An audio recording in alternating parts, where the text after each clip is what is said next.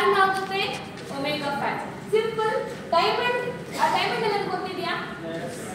Diamond ಯಾವ ತರ cut ಮಾಡ್ತಾರೆ? ಶೇಪ್ ರಿಂಗ್ಸ್ ಅಲ್ಲಿ ಮಾಡ್ಕೊಳ್ಳೋದಕ್ಕೆ, ಇಯರಿಂಗ್ಸ್ ಮಾಡೋದಕ್ಕೆ ಯಾವ ತರ ಕಟ್ ಮಾಡ್ತಾರೆ ಡೈಮಂಡ್ ನ? ಡೈಮಂಡ್ ಇಂದನೇ ಕಟ್ ಮಾಡಬೇಕು. ಸಿಂಪಲ್. ನಮ್ಮ ಬಾಡಿಯಲ್ಲಿ ಫ್ಯಾಟ್ ಕೂಡ ಅಷ್ಟೇ. ನಮ್ಮ ಬಾಡಿಯಲ್ಲಿ ಫ್ಯಾಟ್ ಡೈಮಂಡ್ ತರ ಕೆಲಸ ಮಾಡುತ್ತೆ. ಫ್ಯಾಟ್ ನ ಹೊರಗಡೆ ತೆಗಿಬೇಕಾ? ಇನ್ನೊಂದು ಫ್ಯಾಟ್ ಇಂದಾನೇ ಸಾಧ್ಯ. ಅದು omega fatty acid.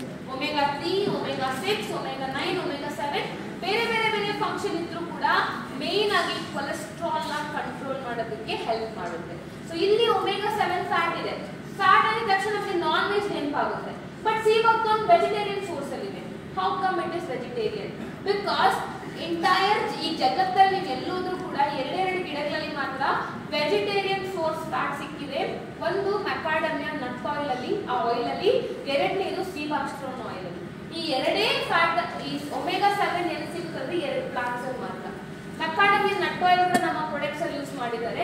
You can SF9 products, skin farm 9 products ಅಲ್ಲಿ ಡೀಪ್ ಕ್ಲೆನ್ಸಿಂಗ್ ಆಯಿಲ್ ಅಂತ ಒಂದು ಆಯಿಲ್ ಇದೆ. ಅಲ್ಲಿ ಸ್ಕಿನ್ ಗ್ಲೋ ಕೊಡುತ್ತೆ, ಸ್ಕಿನ್ ಮಾಯಿಶ್ಚರೈಸ್ ಮಾಡುತ್ತೆ ಅಂತ ಹೇಳ್ತಾರೆ. Why? Because macadamia nut oil ಅಲ್ಲಿ ಒಮೆಗಾ 7 ಫ್ಯಾಟ್ ಇದೆ. ಸೆಕೆಂಡ್ ಪ್ರಾಡಕ್ಟ್ ಯಾವ್ದು ಅಂದ್ರೆ ಸೀ ಬಕ್ಥಾರ್ನ್ ಅಲ್ಲಿ ಒಮೆಗಾ 7. ಇದು ಇಂಟೇಕ್ ಗೋಸ್ಕರ.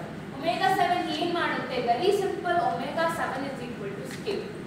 ನಿಮ್ಮ ಸ್ಕಿನ್ ಹೆಲ್ದಿ ಆಗಿರ್ಬೇಕು, ಮಾಯಿಶ್ಚರೈಸ್ ಆಗಿರ್ಬೇಕು, ಪ್ರಿಂಕಲ್ಸ್ ಎಲ್ಲ ಇರಬಾರ್ದು. ಡೀಪ್ ಕ್ಲೆನ್ಸಿಂಗ್ ಆಯಿಲ್ ನೆನ್ಪು ಮಾಡ್ಕೊಳ್ಳಿ. ಹೊರಗಡೆ ಏನ್ ಮಾಡುತ್ತೋ ಒಳಗಡೆ ಅದನ್ನೇ ನಮ್ಮ ಸೀ ಬಕ್ಥಾರ್ನ್ ಮಾಡುತ್ತೆ. ಒಮೆಗಾ ಫ್ಯಾಟ್ ಇಂದ ಒಳ್ಳೆ ಸ್ಕಿನ್ ಬೆನಿಫಿಟ್ಸ್ ಇದೆ. ಬಯೋಆಕ್ಟಿವ್ ಕೆಮಿಕಲ್ಸ್ ಇಂದ ಅದರ್ ಆರ್ಗನ್ ಬೆನಿಫಿಟ್ಸ್ ಕೂಡ ಸಿಗುತ್ತೆ. So multiple benefits.